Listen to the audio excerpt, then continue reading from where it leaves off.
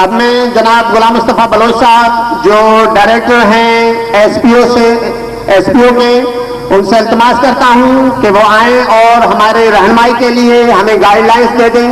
جناب غلام مصطفیٰ بلوچ صاحب کے لیے بہت ساری تالیاں بجائیں، تمام والدین اور بچے مل کر۔ بسم اللہ الرحمن الرحیم۔ السلام علیکم۔ مجھے بڑی خوشی ہوئی ہے کہ آج ایک ایسی اسکول کی تقریب میں ہم لوگ شریک ہیں جو جہاں خدا تعالیٰ کی محبت کا درس دیا جاتا ہے، جہاں رسول پاک سے عقیدت کا درس دیا جاتا ہے، وہاں پہ ایک جدید تعلیم بھی دی جا رہی ہے۔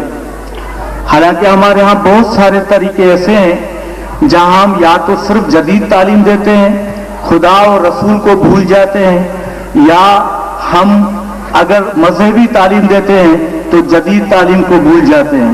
لیکن یہ ایسی درسگاہ ہے جہاں پہ اللہ سے عقیدت، رسول اللہ سے محبت اور سائنس اور ٹیکنالوجی سے اپنا کیریئر بنانے کا درس دیا جاتا ہے۔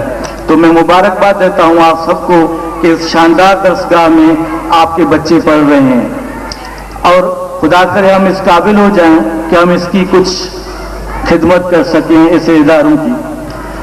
میں آپ کو تھوڑی یہ بات جو مجھے بڑی خوبصورت بات جو یہاں لگی ہے وہ یہاں ہے کہ مجھے بالکل بچے جو ہیں وہ ایک قدرتی نظام میں، ایک فطرتی نظام میں نظر آئے، کیونکہ قدرت کا نظام اور انسانی سماج بالکل مختلف ہے۔ قدرت کا نظام کیا ہے کہ درخت کبھی بھی اپنے سائے میں بیٹھے ہوئے انسان سے نہیں پوچھتا کہ تمہارا مذہب کیا ہے، تمہارا فرقہ کیا ہے، تمہاری ذات کیا ہے، تم کون سی زبان بولتے ہو۔ اس کا کام صرف سایہ دینا ہے اور اس کا کام صرف پھل دینا ہے۔ یہ قدرت کا نظام ہے۔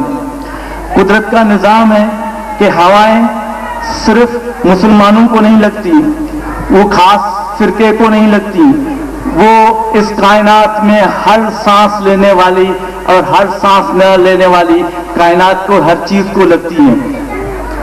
قدرت کا نظام ہے کہ دریاؤں میں بارشیں جو ہیں وہ صرف مکہ پاک میں نہیں برستی، بارشیں دنیا کے ہر کونے میں برستی ہیں۔